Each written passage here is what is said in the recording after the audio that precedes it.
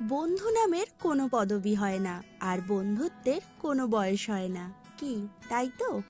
ঈশান যেই স্কুলে ভর্তি হলো তার সাথে সাথে আমারও নতুন অনেক বন্ধু হলো। আর আজকে ছিল সেই বন্ধুত্বেরই জন্মদিন, অর্থাৎ আমাদের এই বন্ধুত্বের গ্রুপের এক মেম্বারের জন্মদিন। তার নাম বিথি। আর তার সাথে ছিল আমাদের আর এক বন্ধুর ফেয়ারওয়েল পার্টি, কারণ তার মেয়ে চলে যাচ্ছে অন্য স্কুলে, আর তার সাথে সেভাবে দেখাও হবে না। তাই তার জন্য ছিল একটা ছোট্ট আয়োজন। ছোট্ট আয়োজন হতে পারে, কিন্তু এর প্ল্যানিং চলছে বেশ কয়েকদিন ধরে। কি করা হবে এই ভাবতে ভাবতে সবার মাথা থেকেই একটা একটা করে বুদ্ধি বেরোলো যে কেক কাটা যাক। কিন্তু এত সব আয়োজন আর একজন মেম্বারই আসেনি, যার নাম লক্ষ্মী।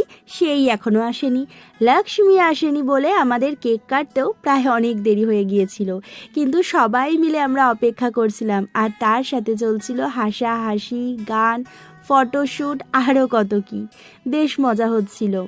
বাড়ির সবার সকলের কাজ, সকলের চিন্তা ছেড়ে এই 2 ঘন্টা আমরা কিন্তু বেশ আনন্দে কাটাই। এই যে ম্যাডাম এতক্ষণে এসেছেন, আর এখন ওনার সাথে অভিযোগ হচ্ছে যে উনি কেন ফোন ধরছিলেন না।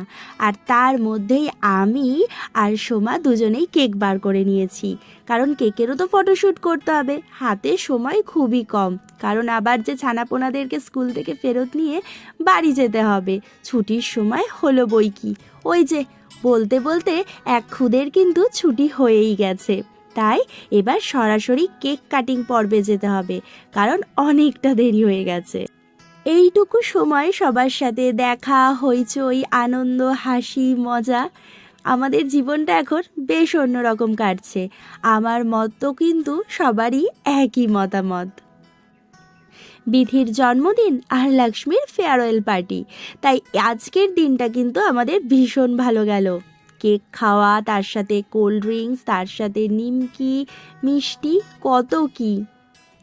লক্ষ্মীর মেয়ের জন্য আগামী দিনে অনেক শুভেচ্ছা, আর বিধির জন্য রইল প্রাণ ভরা ভালোবাসা। খুব ভালো থাকো বিধি। কলেজ লাইফে কত আনন্দ করতাম আমি, সঙ্গীতা, আরও আমার যত অন্যান্য বন্ধুরা ছিলাম।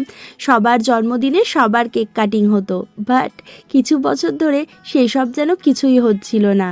কিন্তু আবার ওই দিনগুলো যেন ফিরে আসছে ঈশানের স্কুল যাওয়ার পর থেকে।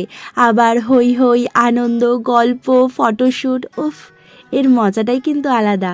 তাই জন্যই বললাম বন্ধুত্বের কোনো বয়স নেই, কারণ কার কখন কোন বয়সে বন্ধুত্ব এত গাঢ় হয়ে যেতে পারে বলাই যায় না।